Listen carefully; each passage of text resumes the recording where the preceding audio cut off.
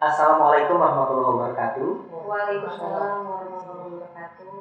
Kembali bersama channel YouTube Kantor Wilayah DJP Jakarta Timur.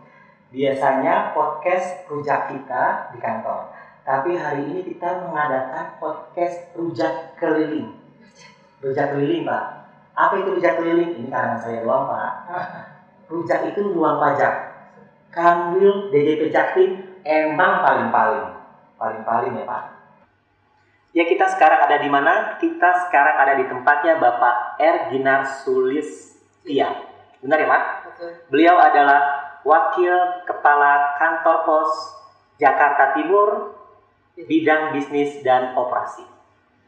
Dan kita juga ditemani oleh ibu yang cantik, Ibu Niken Evi Suryani. Beliau adalah Kepala Seksi Bimbingan Penyuluhan dan Pengelolaan Dokumen. Ya, kita berada di sini.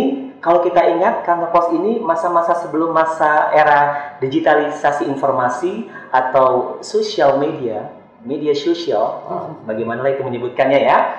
Kantor pos ini sangat primadona bagi masyarakat Indonesia.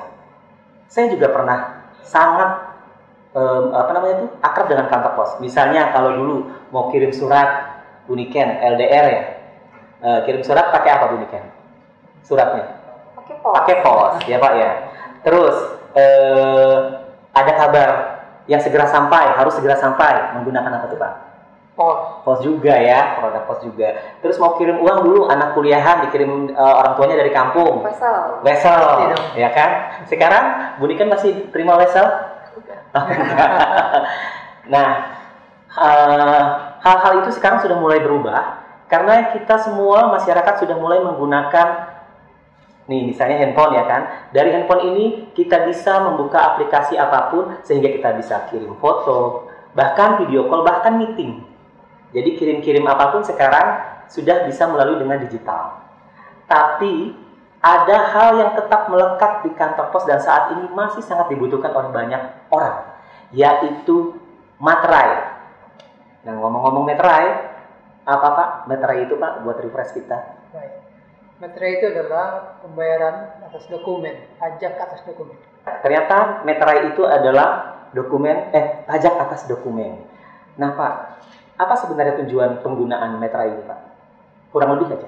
Baik, jadi sebetulnya adalah kontribusi masyarakat dalam pembangunan.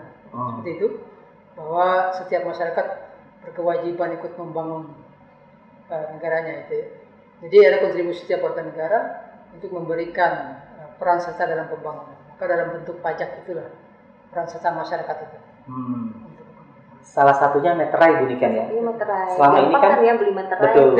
Itu anggap aja udah kontribusi ke negara gitu ya. Dengan kalau yang kita tahu dulu 3.000 dan 6.000. Tahan dulu nih, ada berubah atau enggak nih angkanya. Tahan dulu. Nah, kira-kira penggunaan materai ini buat apa aja Pak? Biasanya digunakan buat apa? Sementara ini untuk dokumen-dokumen keuangan atau antar perjanjian seperti itu, bisa juga dengan seperti notaris, akta gitu. Jadi yang sifatnya hubungan dokumen-dokumen resmi untuk penggunaan. Dan pengadilan biasanya juga dibutuhkan untuk pemateraian. Dokumen resmi dan juga untuk kepentingan pengadilan. Kalau untuk kepentingan pengadilan itu contohnya seperti apa misalnya Pak? Ya. Semisal ada semacam sengketa atau apa, sehingga dokumen itu perlu untuk disahkan kembali gitu. Jadi pematerian ulang seperti itu. Pematerian ulang. Ya.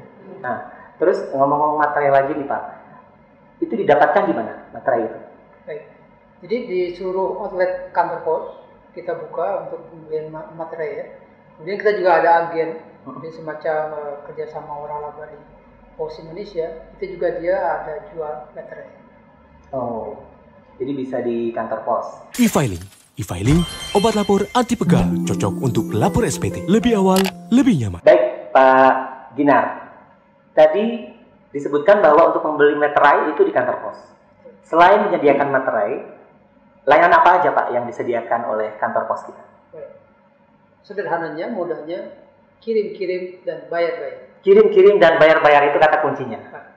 Bisa kirim uang, bisa kirim pakai, bisa kirim dokumen, dalam negeri, dalam dan luar negeri. Untuk bayar semua yang pembayaran kita sekarang ada.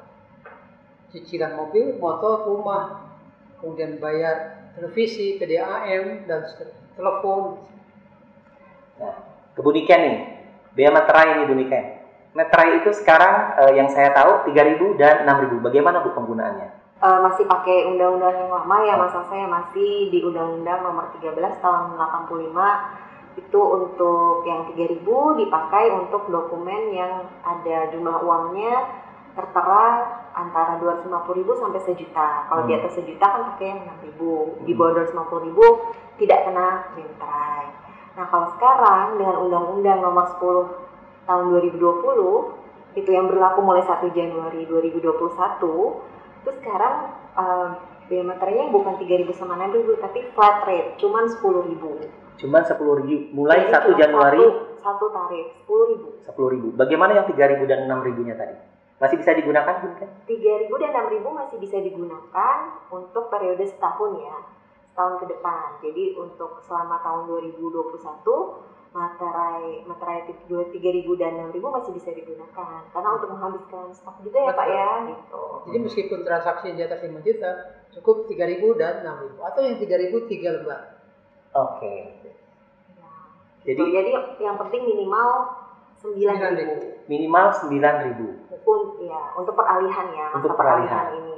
Nah, bedanya sama yang baru tadi transaksinya berkisaran angkanya? Tadi kalau yang lama kan di atas 1 juta baru kena 6.000, di bawah 1 juta 3.000, di bawah 250.000 dia kena. Kalau sekarang hanya itu 1 Januari. 1 Januari ya, per 1 Januari 2021 hanya dokumen yang menyebutkan 5 juta ke atas. Berarti kalau 4.999.999 tidak kena. Nggak kena lah ya. Oke. Nah, saat terutangnya kapan Ibu Niken? Kalau bicara pajak ada namanya saat terutang. Ya, kalau nanti nih per 1 Januari 2021 saat terutang biaya materai yang baru, ya kurang lebih masih sama lah ya dengan yang lama ya. Ketika pertama saat ditandatangani untuk surat perjanjian, surat akta notaris, akta PPAT itu pada saat ditandatangani. Atau juga ketika tadi ya Pak, kalau mau digunakan di pengadilan. Pada saat mau digunakan di pengadilan terutang. Kemudian buat dokumen-dokumen yang dibuat di luar negeri ketika mau digunakan di Indonesia, nah itu ketika mau digunakan di Indonesia baru terkena biaya materai. Jadi ada 3 kategori ya saat terutang. Ada lagi untuk surat-surat berharga itu pada saat diterbitkan. Oke. Jadi udah jelas ya. Ingat kalau saat terutangnya pakai materai ya harus pakai. Betul ya? Iya. Karena nanti ada sanksinya. Kalau tidak pakai? Ada sanksinya. Apa Bu Niken? Kena tadi sanksi administrasi sebesar 100% lumayan dari ya? tarif materainya. Baik. Yang baru ya 100% ya. Kalau yang lama 200%. Oh, jadi perbedaan undang-undang lama dan baru adalah di sanksinya juga? Sanksinya. Kalau yang lama 200%, kalau sekarang yang baru 100%. Jadi ringan, lebih ringan. Tapi tarifnya naik ya. Tarifnya naik. Jadi sekarang dengan undang-undang baru ini kita memperluas lah ya objek pajaknya. Kalau dulu kan cuma dokumen kertas ya Pak ya, materai ya. Sekarang diperluas ke dokumen tuh juga termasuk elektronik. Jadi nanti ada materai elektronik juga. Oke. Nah, kalau bicara materai nih Pak nih, kan kadang ada yang bilang ini materainya palsu atau ini materainya palsu. Kira-kira ada tipsnya nggak Pak? Cara mengenali materai itu palsu atau tidak? Sebetulnya sangat mudah sekali ya, karena dia ada hologram di situ. Sehingga pada waktu dilihat dari sisi yang lain, dia akan memunculkan tanda-tanda bahwa ini adalah asli. Secara fisik juga kalau dipegang, dia agak sedikit kasar dibanding materai yang palsu itu biasanya kertasnya halus seperti itu. Oh, oke. Jadi biar kita tahu ya, kita jangan sampai kita terkecoh dengan materai yang palsu. Kiposin aja. Nah, terkait jam layanan nih Pak, operasional layanan kantor pos sendiri seperti apa Pak? Baik. Jadi kita buka Senin sampai hari Minggu dari jam 7.30 sampai jam 22 malam. Untuk titik-titik layanan yang memang di mana banyak sekali masyarakat membutuhkan, kita buka sampai malam. Sampai jam 10 tadi? Sampai jam 9. Kemudian hari libur juga kita tetap buka. Tetap buka juga? Seperti itu. Kemudian tidak perlu khawatir sekarang, meskipun kantor misalnya di tempat-tempat yang layanannya tutup karena sepi atau peminatnya tidak terlalu banyak, kita sekarang sudah punya Postgiro Mobile. Sesuai dengan zamannya, kita sekarang menggunakan media gadget.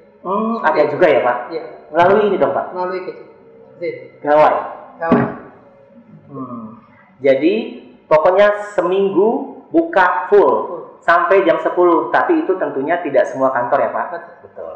Terakhir nih, ada pesan buat masyarakat dari mungkin Pak Ginar dulu, silakan. Terkait diameter ini. Baik. Yang kami pastikan adalah bahwa PT Pos Indonesia selalu menyediakan materai yang cukup. Kemudian kami membuka outlet kita semaksimal mungkin bisa melayani masyarakat, bahkan hari libur sekalipun. Jadi jangan pernah ragu untuk mencari materai yang asli. Seperti itu. Mantul, 24 seminggu dalam 7 hari. Ya. Kalau Bu Nika? Ya, kalau saya menekankan dengan adanya undang-undang materai yang baru nih, ada kenaikan itu dokumen. Jadi kalau misalnya dulu kan kita terutangnya untuk sejuta ke atas ya. Kalau misalnya ada kwitansi sejuta ke atas baru kena materai yang 6.000. Kalau 250.000 sampai sejuta kena yang 3.000. Kalau di bawah 250.000 kan nggak kena materai. Kalau sekarang batasnya itu dinaikkan. Karena kan memang sudah lama sekali ya undang-undang dari tahun 85 loh sampai sekarang nggak berubah, sudah 35 tahun. Jadi kan harusnya batasnya juga dinaikkan ya Pak. Jadi sekarang batasnya adalah 5 juta. Jadi untuk penerimaan uang sebesar 5 juta ke atas, nah itu baru dikenakan materai. Tapi untuk tadi surat-surat perjanjian, surat-surat akta notaris atau surat di mana jual beli gitu kan, itu tetap ada materainya. Gitu sebesar tadi flat rate-nya 10.000. Baik. Jadi dengan kita semua menggunakan bea materai sesuai dengan aturan yang ada, berarti kita ikut berkontribusi buat negara. Betul ya Pak, Bu? Betul. Jadi bijak menggunakan materai dan jangan yang palsu. Jangan yang palsu, berarti bijak taat pajak. Ke kantor pos kalau beli materai yang asli. Beli materai ke kantor pos dengan Pak Ginar. Siap. Terima kasih, sampai jumpa kembali dari Kanwil JP Jakarta Timur.